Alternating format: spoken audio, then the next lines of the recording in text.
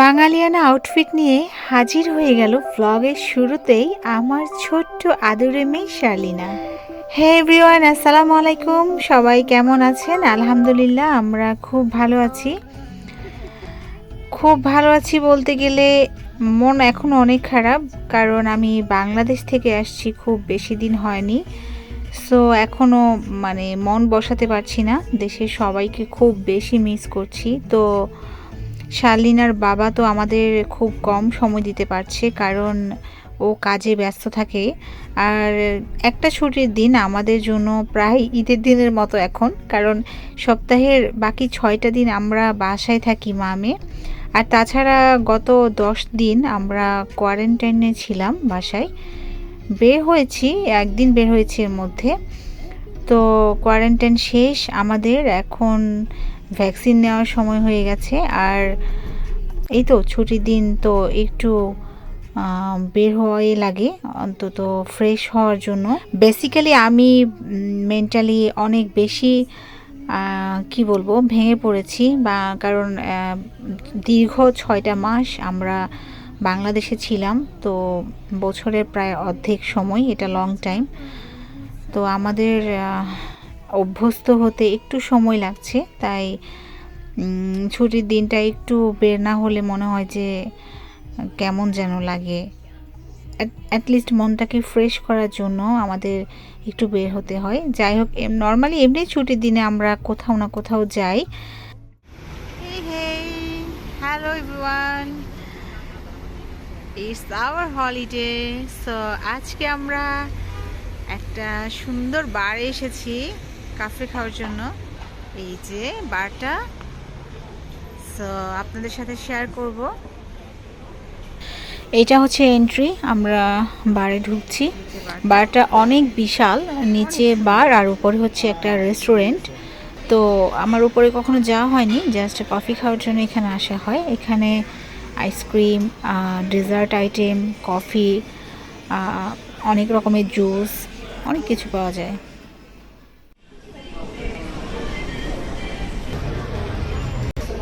নাও এখানে বিকেলবেলা সন্ধে হয়ে আসছে প্রায়। তো আজকে আমাদের ছুটির দিন, আমাদের বলতে সাইফের ছুটি আজকে। দেশ থেকে আসার পর আর বের হইনি। একবার বের হয়েছিলাম, একটু পার্কে গিয়েছিলাম। আজকে একটু দূরে আসলাম, খুব কফি খেতে ইচ্ছে করছিল।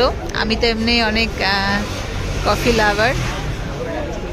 আমার বেবি অলরেডি ঘুমিয়ে পড়েছে, ও আজকে দুপুরে ঘুমোতে পারেনি, তাই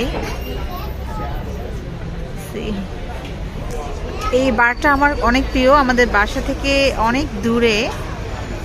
তারপরও মাঝে মধ্যে চলে আসি খাওয়ার জন্য। এত বিশাল, এটা এত সুন্দর করে ডেকোরেট করা, এই জন্যই অনেক বেশি ভালো লাগে।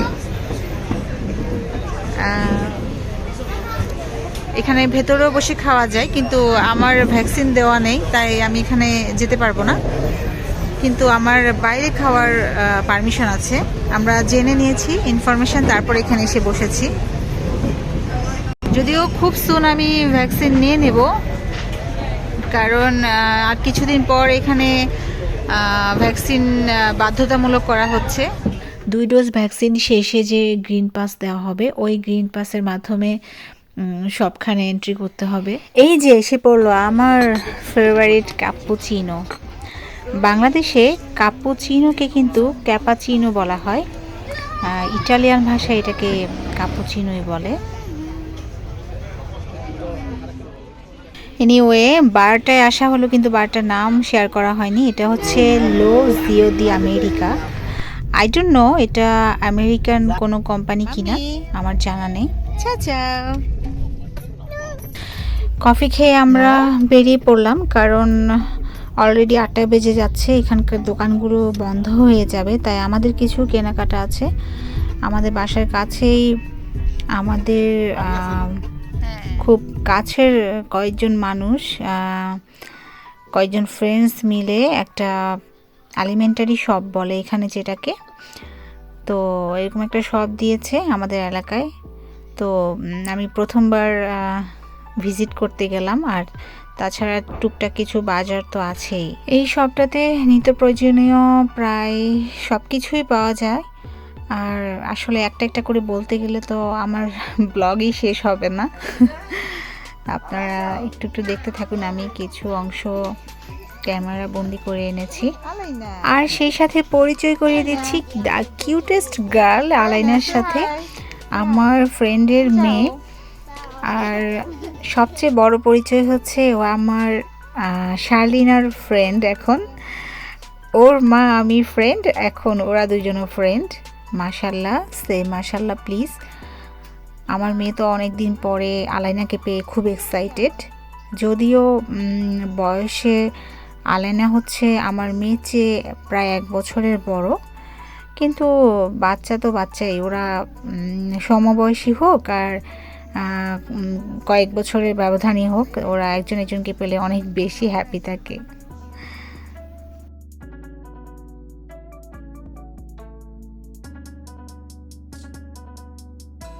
কি বাজার করলাম আপনাদের সাথে একটুখানি শেয়ার করি। এখানে আছে অলিভ অয়েল, এটা আমি রান্নায় ইউজ করি। এখানে হচ্ছে ব্রেড, আমি সবসময় এই ব্রেডটাই খাই। দেন আছে টমেটো কেচাপ, এটা আমি নর্মালি রান্নাতেও ইউজ করি। এখানে একটুখানি অরেঞ্জ নিয়েছি। এখানে হচ্ছে ফ্রেশ যে মিল্ক। এখানে আছে এখানে কিছু মুদি বাজার, একটা রোস্টের মশলা নিলাম। সরি, এটা হচ্ছে সরিষা। এখানে আমার বেবির জন্য কিছু নুডলস নিলাম।